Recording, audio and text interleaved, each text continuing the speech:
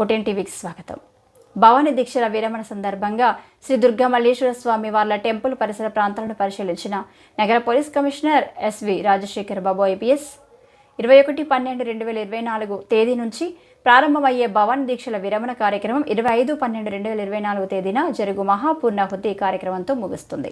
రాష్ట్రం నలుమూలల నుండి కాకుండా ఇతర రాష్ట్రాల నుంచి కూడా లక్షలాది భక్తులు అమ్మవారి మాలాధరణ చేసి ఇరుములను సమర్పించుకోవడానికి విజయవాడ వచ్చి అమ్మవారి దర్శనం చేసుకుంటారు. ఈ నేపథ్యంలో ఈరోజు పోలీస్ కమిషనర్ ఎస్వి రాజశేఖర్ బాబు ఐపీఎస్ దేవస్థాన అధికారులు ఇతర పోలీస్ అధికారులతో కలిసి భవానీ దీక్ష విరమణ సందర్భంగా హోమగుండాలు ఏర్పాటు చేయ ప్రదేశాన్ని, విరుముడుల స్టాండర్లను ఏర్పాటు చేయ ప్రదేశాన్ని పరిశీలించారు.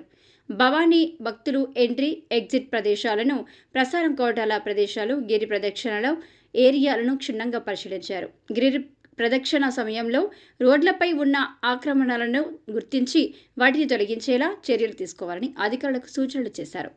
గిరి ప్రదక్షిణ టెంపుల్ పరిసర ప్రాంతాలను పరిశీలించి అమ్మవారి దర్శనానికి వచ్చే భవానీ భక్తులకు అమ్మవారి దర్శనం త్వరితగతిన అయ్యే విధంగా గిరి ప్రదక్షిణ సమయంలో భవానీ భక్తులకు ఎటువంటి ఇబ్బందులు కలగకుండా తీసుకోవాల్సిన చర్యలపై అధికారులకు తగు సూచనలు, సలహాలు అందించడం జరిగింది.